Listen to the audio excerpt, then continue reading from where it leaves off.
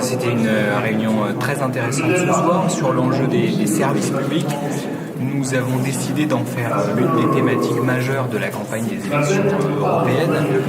On voit à quel point dans notre pays la question de la disparition des services publics en zone rurale, dans les quartiers populaires, est devenue une préoccupation majeure. Le mouvement des Gilets jaunes a d'ailleurs permis de faire monter cette exigence d'avoir des services publics.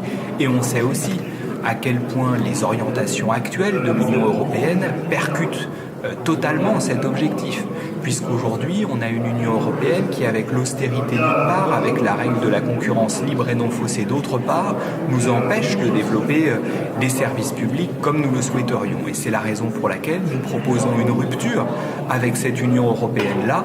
Nous souhaitons une Union européenne qui soit faite pour les gens et non pas pour l'argent, et donc une Union européenne qui permettrait le développement des services publics. Et nous faisons notamment une proposition. Vous savez que depuis 10 ans maintenant, la Banque Centrale Européenne a versé 3 000 milliards d'euros aux banques privées, sans condition ni contrepartie.